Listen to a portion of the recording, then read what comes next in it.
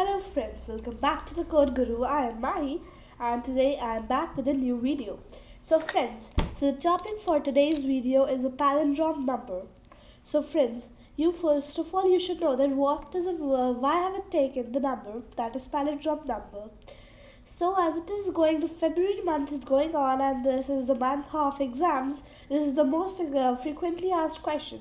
So for that today I'm going to make a program about palindrome. So for more explanation, continue with the video. First of all, let's open the BlueJ software. Alright guys, here we have opened the BlueJ software. I have already created a project. I need to open it. If you have not created one, then please create it. Okay guys, I'll open it. These are the classes which I have already created. If you have not yet created one, click on new class, type a name. As today we are going to write a program of palindrome. I am going to write palindrome. It is better you take the name of class and variables related to your topic. First of all, we need to edit it, so we'll open the editor, maximize the screen and clear it. Start typing. At first, you need to import the util package in your class.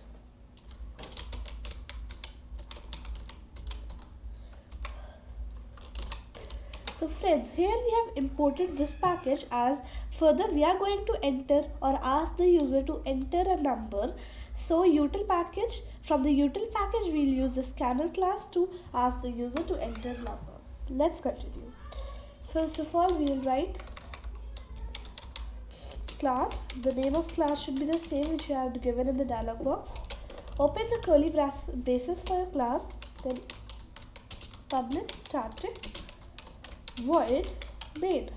Open the brackets for mains. I hope why we write public static void main and what is the meaning for public static void main. Now before starting our coding, let us understand what is a palindrome number. So friends, I hope you all already know how to extract digits. So first of all, we'll extract a digit and then we'll recreate a number. So here you all know how we extract digits, that is by dividing by 10.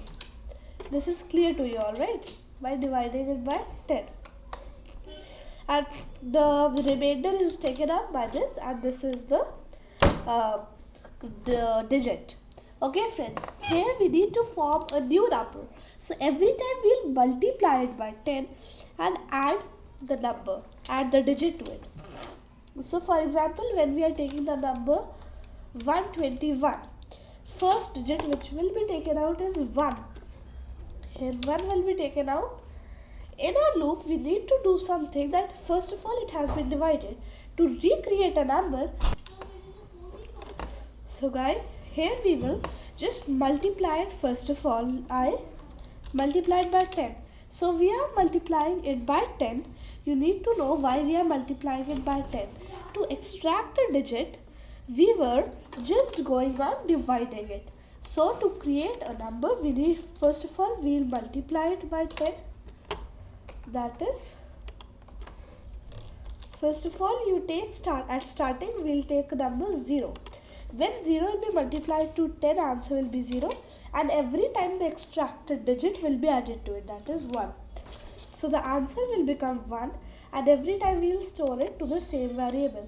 Here we need to check if the newly formed number is equal to the real number, that is 121. When we will reverse it, you see 1 will come and then 2 will come and then 1.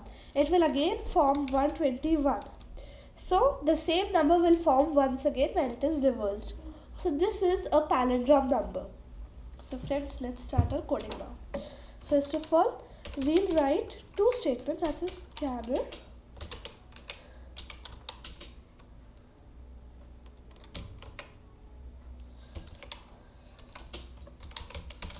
new scanner system.in.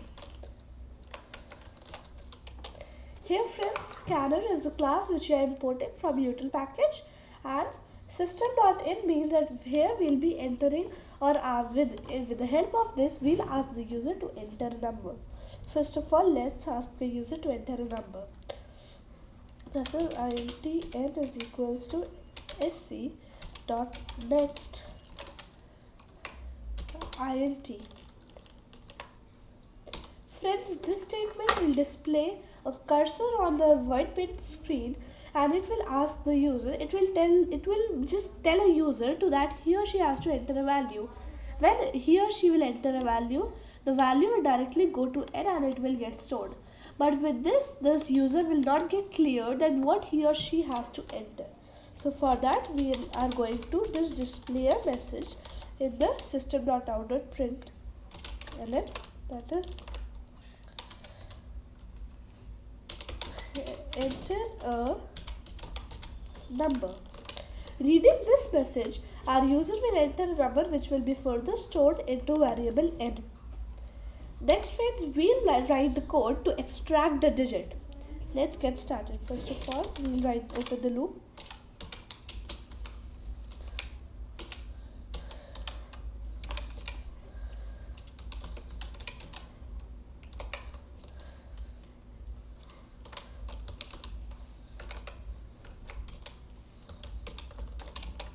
Here, friends, the loop begins from number. You see, every time it is going on dividing till the question doesn't become 0.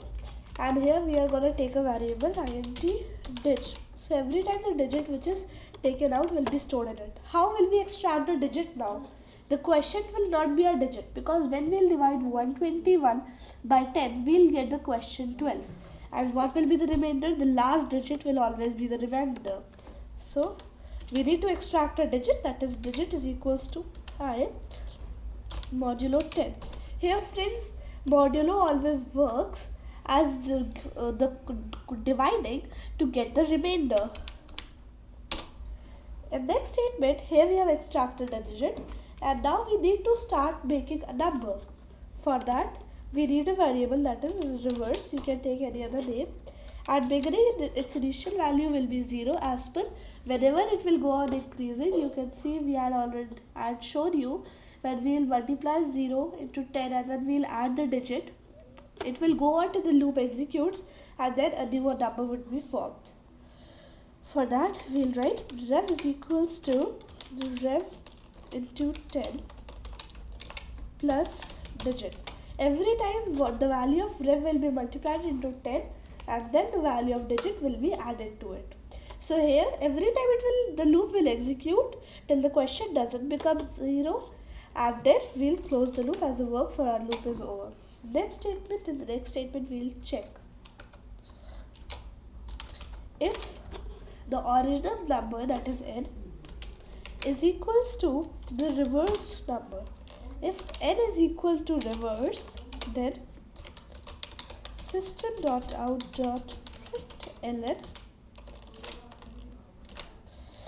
palindrome